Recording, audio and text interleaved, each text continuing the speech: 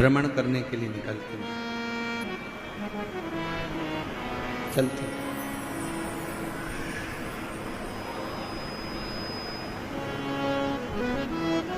आज माता पार्वती जी की चित्तवृत्ति में थोड़ा सा मन में उमंग उत्पन्न हो गया तो कुछ गुनगुना रही थी।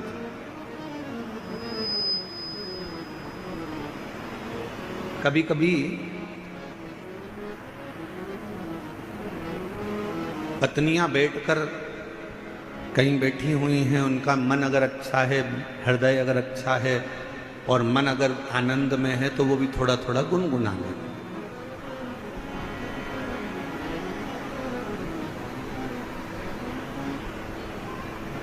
थोड़ा थोड़ा गुनगुनाने का कार्य कर ले।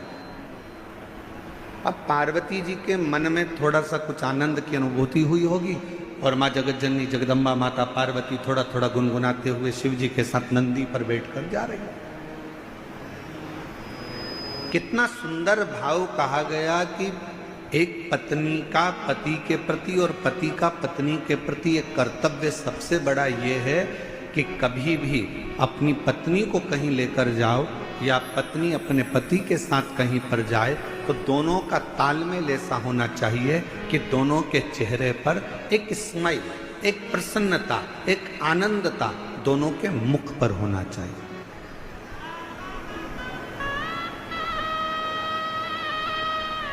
दोनों के चेहरे पर एक प्रसन्नता का लक्षण, थोड़ा सा भाव प्रसन्नता का सम्मुख में प्रकट। पर आज का जमाना बड़ा विचित्र है।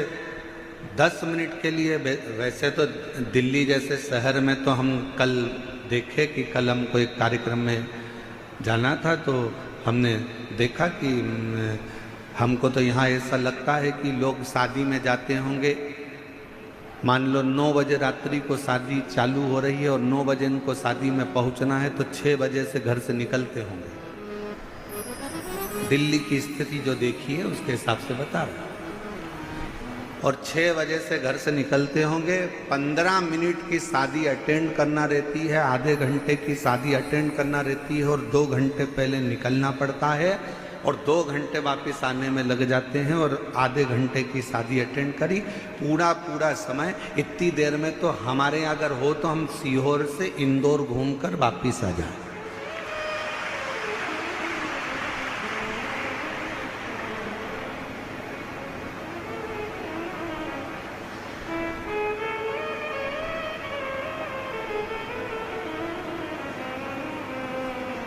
और हमको तो ऐसा लगता है कि कई माताएं ऐसी बैठी होंगी, मेरी जीजियां मेरे जीजा ऐसे बैठे होंगे जो अगर गाड़ी में चलते भी होंगे तो अपनी रोटी की थाली, प्लेट, कटोरी, चम्मच और टिफिन सब साथ में रख लेते होंगे, क्योंकि उनको मालूम है कि 2-4 घंटे की छुट्टी, कहीं फंस गए तो ठीक है, खाया आगे बढ़ते चले। पर अब एक चीज और अच्छी लगी दिल्ली में कि पहले की अपेक्षा दिल्ली के जो रास्ते हैं, जो पुल हैं, जो बड़े बड़े ब्रिज हैं, इन ब्रिज ने लोगों के चलने की आसानी कर दी और आराम से अब रास्ता लोगों का सरल और सहज हो गया। और बचा कुचा था तो वो मेट्रो चल गई है।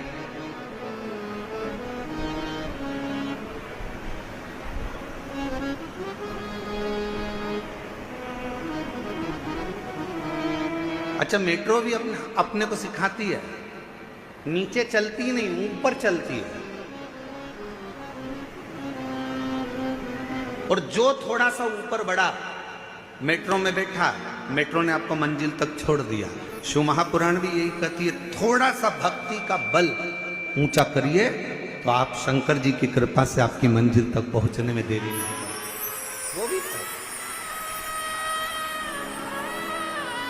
वो भी कर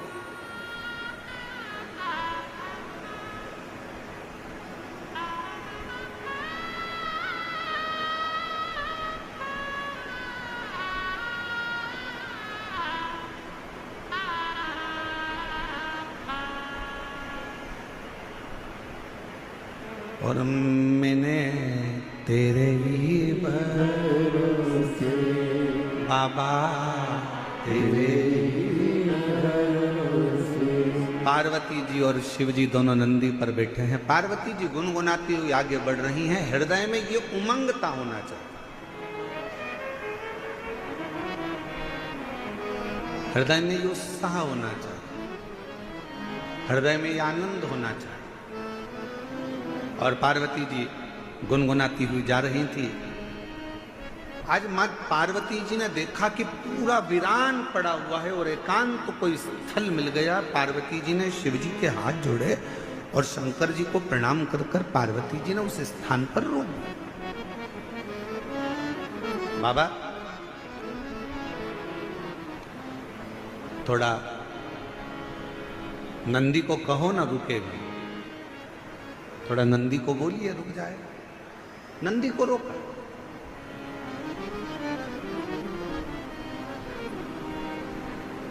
नंदी रुका। बाबा नंदी पे से नीचे उतरे। एक बट वृक्ष की छांव है, बड़का पेड़। उस बट वृक्ष की छांव में मेरे भगवान शंकर नंदी से उतर कर बैठ गए। मां जगतजननी जगदम्बा उनके चरणों में जाकर बैठ गई।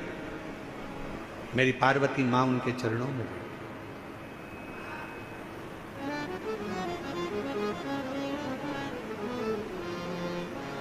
चारों तरफ वीरान एकांत स्थल। शिवजी बट वृक्ष की छांव में बैठे थे और पार्वती जी ने भगवान शंकर को देखकर शिवजी का एक नाम यहां रख दिया। शंकर भगवान से कहा, आज आप एकांत में बैठे हो इसलिए आपका नाम एकांतेश्वर महादेव होगा। आप एकांत में बैठे। और हमने पहले भी कथा में कहा, शिव महापुराण की कथा पहले भी वर्णन करी है। कहीं मौका मिल जाए, कोई जंगल से आप निकल रहे हो, कोई राह से आप निकल रहे हो, कोई मार्ग से आप निकल रहे हो, अपने पास में पानी का बोतल रखा है, जल का पात्र रखा है और चलते चलते आप कोई एकांत स्थान से निकल कर जा रहे हो और आपको लगे कि कहीं पर एकांत में कोई शंकर जी का ओटला है, कोई शिव जी का स्थान है, कोई शंकर का शिवलिंग वहां पर रखा हुआ है, मन में आ जाए 2 मिनट के लिए गाड़ी रोककर, कोई जब नहीं हो, पूरा रास्ता जब सूना पड़ा हो, तब एकांत में अगर कोई शंकर का शिवलिंग मिल जाए तो अपने पास में जो जल रखा हो वो जल लेकर एक बार भगवान शंकर को एकांत में चढ़ाकर उससे अपने दिल की बात कर कर देखना। मेरा एकांतेश्वर महादेव आपके ऊपर कृपा जरूर जरूर। बोल बम का नारा है, सारी समस्या का हल। एकांतेश्वर महादेव करुणा जरूर करे, कृपा जरूर करे।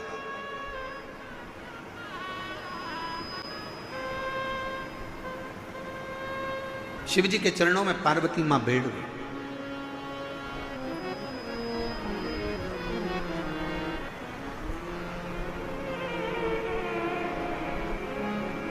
और कितना सुंदर भाव कहा,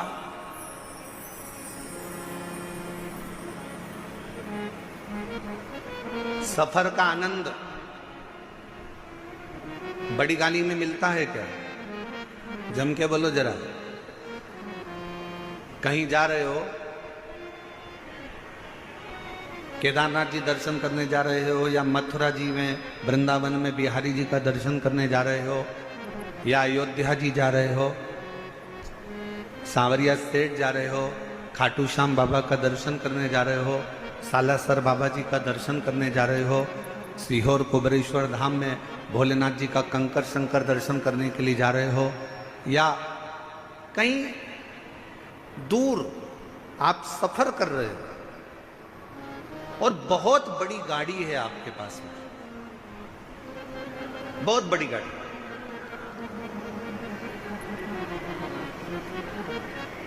अब इतनी बड़ी गाड़ी में बैठकर आप सफर कर रहे हो, ईमानदारी से बोलना, क्या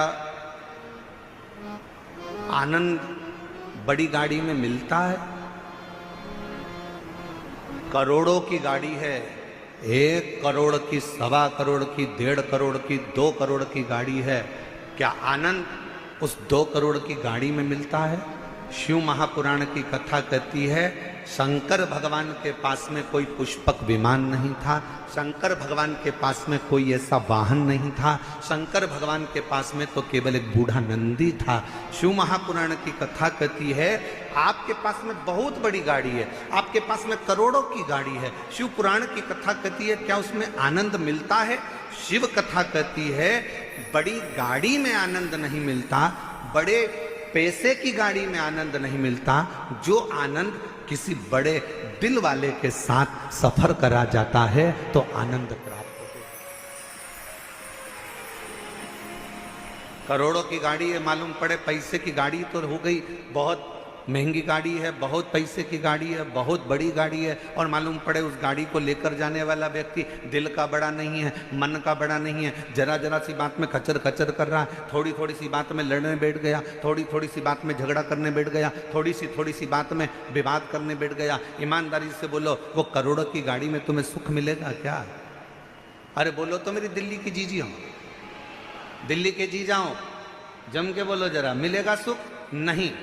बड़ी गाड़ी में जो सुख नहीं है, पैसे की गाड़ी में जो सुख नहीं है, वो सुख किसी बड़े, अगर पति का हृदय बड़ा है भले उसके पास में गाड़ी नहीं है, पिता का हृदय बड़ा है भले उसके पास में गाड़ी नहीं है, भाई का हृदय बड़ा है भले उसके पास गाड़ी नहीं है, तो निवेदन करूंगा ये सारी बड़ी गाड़ियों को छोड़कर आपका पति अगर ऑटो में भी लेकर जा रहा है और उसका दिल बड़ा है तो ऑटो में ही तुम्हें 4 व्हीलर का सुख प्राप्त होगा, उसमें वो सुख प्राप्त हो।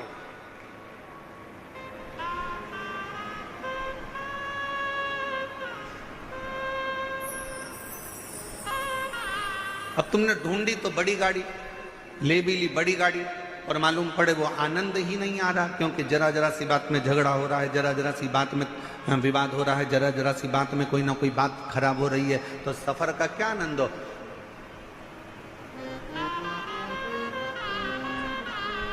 इसमें से कई माताएं ऐसी होंगी, कई मेरे जीजा उन ऐसे होंगे, परसों कथा में आए होंगे, कल आंधी में टेंट उड़ गया, प्रशासन ने भी बड़ी मुस्तैदी से और कार्यकर्ताओं ने भी बड़ी मुस्तैदी से सब कार्य पुनः व्यवस्थित करा। अब इसमें से कई भाई ऐसे होंगे, कई बहन ऐसी होगी, एक कह रही होगी अब कथा तो कल शाम को चालू होगी, महाराज जी बोले 6 बजे से 9 बजे तो चल अपन तो चल। दूसरी बोली बैठ तो अब यार, बैठ बैठ। फिर तीसरी ने कहा अरे वह भोजन का जो पंडाल था वो भी उड़ गया, खाना कौन देगा, भोजन कौन देगा? दूसरी बोली चिंता मत कर, बैठ तो बैठ भी बैठ, हम तो बाबा के भरोसे चलते हैं, हम तो बाबा के भरोसे चलते हैं, दुनिया वाले जलते हैं, ये दुनिया वाले जलते हैं, हम तो बाबा के भरोसे चलते हैं, डमरू वाले चलते हैं, काशी वाले भरोसे चलते हैं, हम तो बाबा के भरोसे चलते हैं, हम तो बाबा के भरोसे चलते हैं। थोड़ा धीर रखो, थोड़ा धीर रखो, थोड़ा रुको, थोड़ा रुको, मन बढ़ाओ। बंगला बड़ा होने से कुछ नहीं होता, गाड़ी बड़ी होने से कुछ नहीं होता, व्यापार बड़ा होने से कुछ नहीं होता। शिव महापुराण की कथा कहती है दिल जिसका बड़ा हो, घर भले छोटा हो, निवेदन है, एक बार उसके घर में जाकर देखना, जो जीवन का आनंद मिलेगा वो कहीं प्राप्त नहीं हो सकता।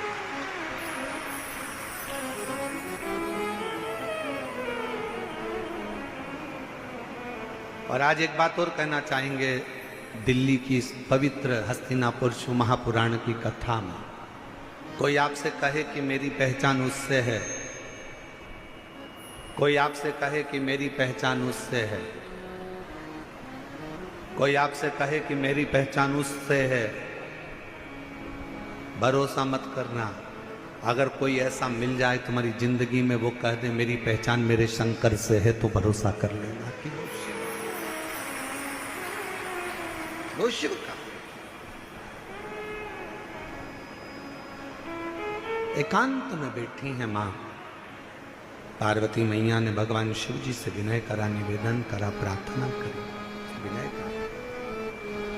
और एक प्रश्न माता पार्वती जी ने भगवान शिव जी से पूछ लिया। एक प्रश्न आज पार्वती जी ने भगवान शंकर से एक प्रश्न पूछा कि भोले बाबा ये बताओ,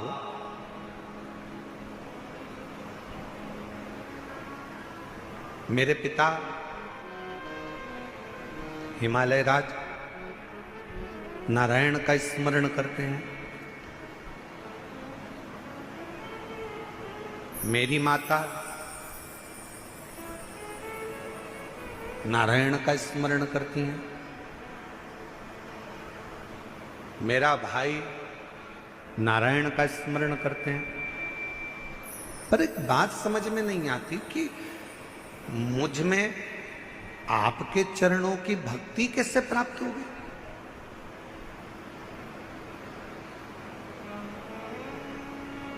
मेरा पूरा घर नारायण का भगत है, मेरा पूरा परिवार नारायण का भगत है, पर मेरे दिल में शिव के प्रति भक्ति कैसे जागृत हो, शंकर जी के प्रति विश्वास कैसे जागृत हो,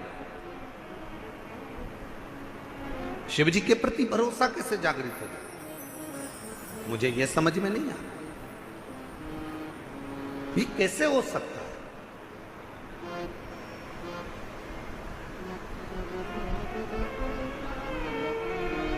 ये कैसे होगा? शंकर भगवान मौन होकर बैठे रहे, स्तुप्त एकदम शांत। भगवान शिव थोड़ी देर बैठे रहे और फिर निवेदन करेंगे, कहीं एकांतेश्वर महादेव आपको दिख जाएं। आपने जल चढ़ाया, जल भी नहीं है, बेलपत्र जो शिव जी पे चढ़ी है उसी को उठाकर फिर चढ़ा दिया, वो भी नहीं है। तो एकांतेश्वर महादेव को देखकर अगर आप एकांत में 2 क्षण शिव जी के साक्षी में, शंकर भगवान के सम्मुख में अगर बैठ गए और अपने दिल की बात, श्री शिवाय नमस्तु, श्री शिवाय नमस्तु, श्री शिवाय नमस्तु, श्री शिवाय नमस्तु। एकांत में बैठकर अगर आपने भगवान शंकर के मूल मंत्र का जाप कर कर अगर अपने दिल की बात भगवान देवाधिदेव महादेव से अगर कह दी, तो निश्चित है कि मेरा शिव आपके हृदय की बात को स्वीकार कर कर आपकी झोली खुशियों से जरूर भर देगा। एकांतेश्वर महादेव। कौन से महादेव? जम के बोलो जरा। एकांतेश्वर महादेव, जो एकांत में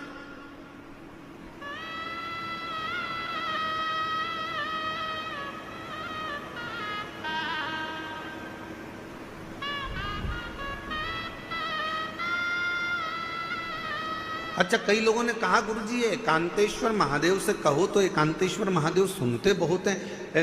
एक बात समझ में नहीं आती, एकांत का इतना वर्णन क्यों है? हमने कहा एक काम करो, तुम्हारी सास ननन के साथ बैठी हो, तुम्हारी सास तुम्हारी देवरानी के साथ बैठी हो, तुम्हारी सास तुम्हारी जेठानी के साथ बैठी हो, तुम्हारी सास मौसिया सास के साथ बैठी हो, तुम्हारी सास बुआ सास के साथ बैठी हो, तुम्हारी सास तुम्हारी 2-3 नंदे हो, उन सब के साथ बैठी हो, तब तुम सास के पास जाकर कुछ कहना, सास तुम्हारी बात स्वीकार करती कि नहीं करती। और जब सास के पास से पूरी नंदे चली जाए, मौसी चली जाए, देवरानी चली जाए, जेठानी चली जाए, देवरानी जेठानी सब अपने मायके चली गई, नंदे अपनी ससुराल चली गई, सास अकेली कमरे में है, उस समय पर सिर पे पल्लू लेकर बड़े भाव से जाकर अपने दिल की बात सास को कहना, पक्का सास अपने हाथ की अंगूठी निकाल कर निश्चित है वो एकांत में बैठी, शांति से बैठी, एकांत।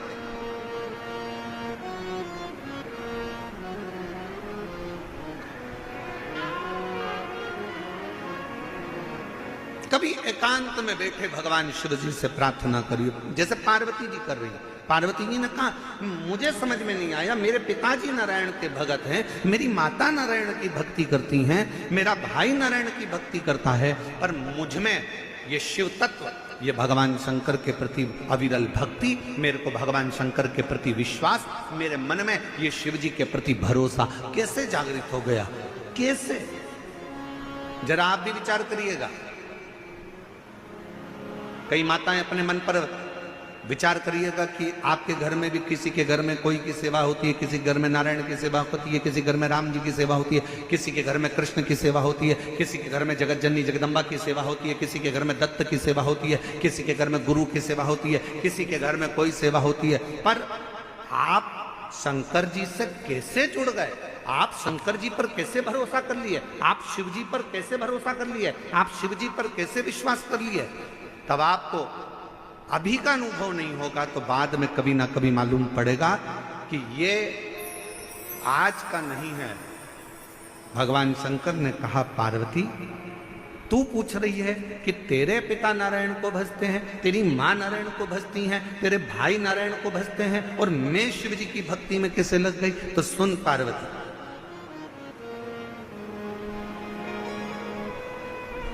तेरी जो नानी है,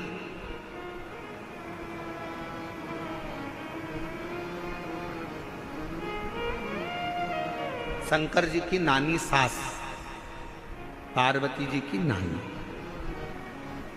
क्या नाम था उनका?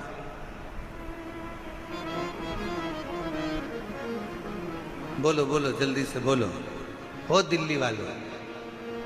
अब दिल्ली वाले कहेंगे, गुरुजी हमें तो पड़ोसन का नाम नहीं मालूम, तुम शंकर जी की नानी का नाम पूछ रहे हो, पार्वती जी की। पार्वती जी की नानी का नाम क्या है? सुधा। क्या नाम है? सुधा।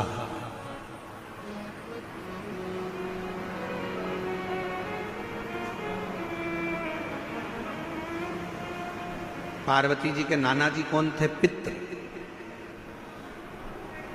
पितृ लोक में जो पितर निवास करते हैं, उन पितर की पत्नी सुधा, और पितरों की जो 3 बेटियां हैं, मैना, धन्य और कला, पितरों की।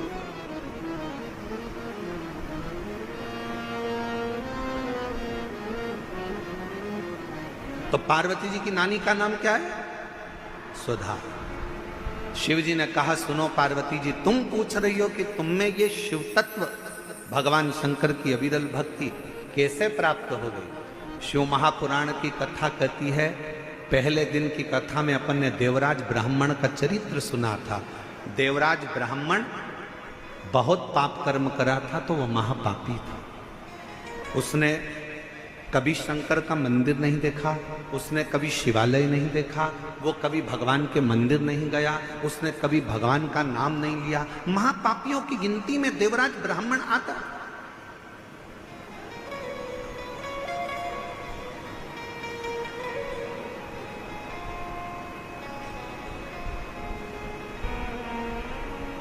कोई पूर्व का कर्म अच्छा होगा तो ब्राह्मण के घर में जन्म लेना। ब्राह्मण के घर में जन्म लेने के बाद भी ब्राह्मण कर्म नहीं कर पाए।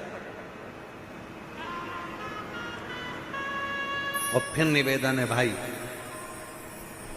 किम्मत बुरे कर्म कर मंदे वरना पछताएगा, भगवान की आंखों से तू बच नहीं पाएगा, तू बच नहीं पाएगा।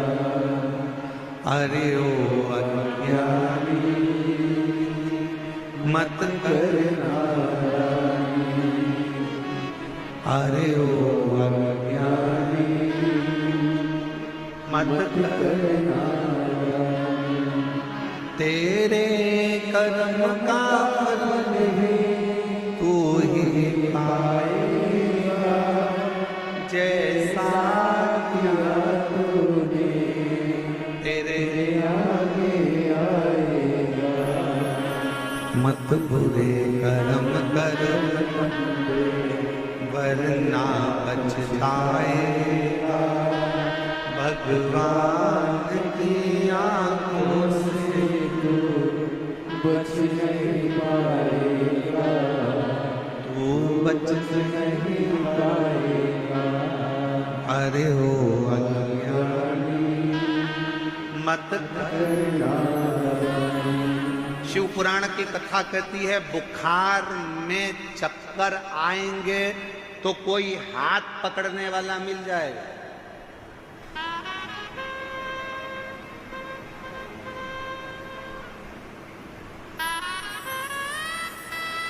बुखार का समय आएगा तो कोई हाथ पकड़ने वाला मिल जाएगा।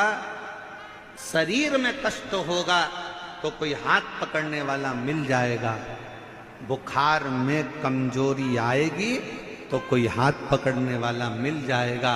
शरीर में कमजोरी आएगी तो कोई हाथ पकड़ने वाला मिल जाएगा।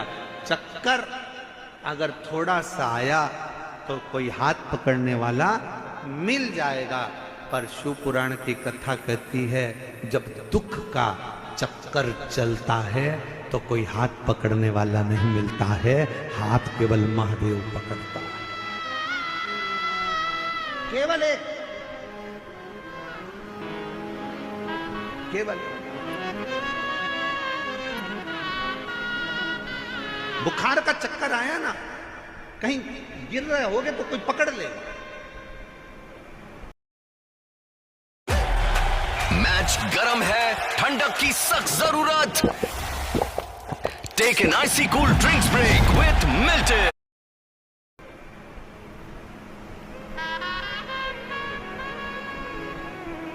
पर जब समय का चक्कर चढ़ता है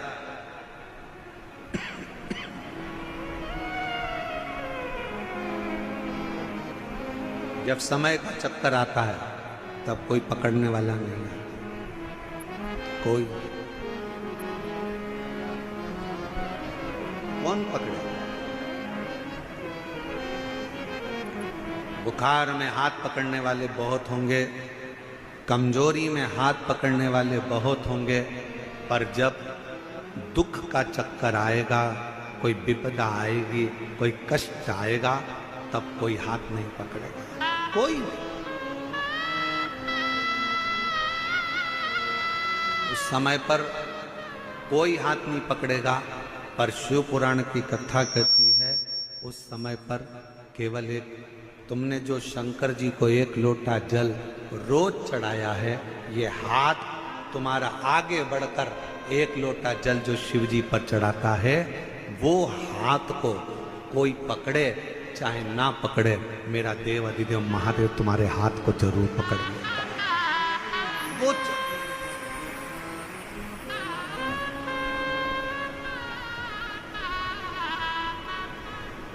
कोई आए ना आए,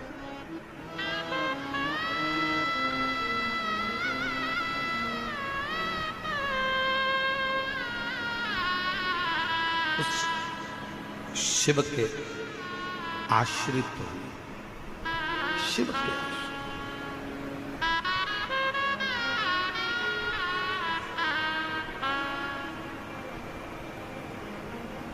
उस शंकर के आश्रित हुए,